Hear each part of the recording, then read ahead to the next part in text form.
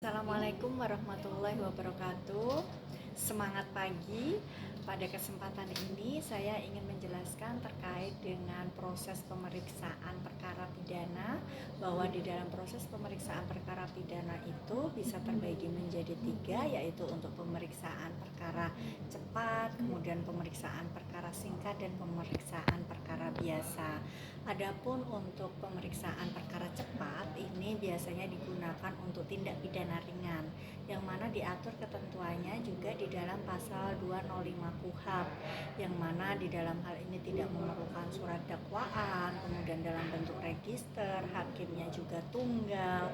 Nah, ini adalah prosedur-prosedur di dalam proses pemeriksaan acara cepat.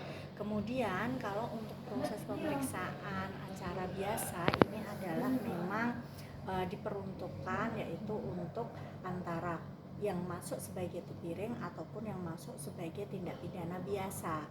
Tetapi biasanya ini jarang digunakan karena memang biasanya langsung kita melihat bahwa ini masuk dalam pemeriksaan acara biasa.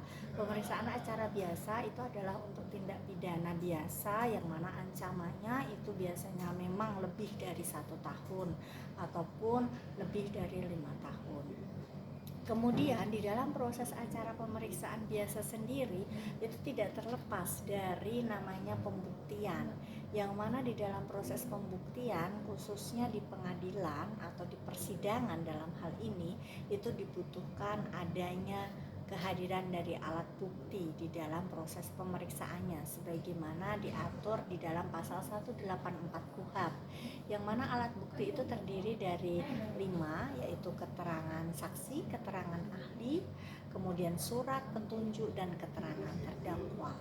Untuk lebih jelasnya nanti bisa dibaca di dalam pasal 184 KUHP.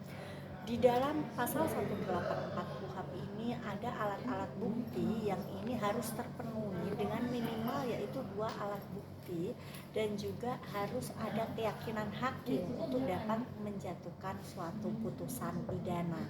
Hal ini sebagaimana yang diatur di dalam pasal 185 KUHP dan juga ada di dalam pasal 183 KUHP, sehingga keyakinan hakim itu harus didasarkan pada minimal adanya 2 alat bukti yang sah. Demikianlah terkait dengan pembuktian dan juga alat bukti di dalam proses pemeriksaan di persidangan. Wassalamualaikum warahmatullahi wabarakatuh.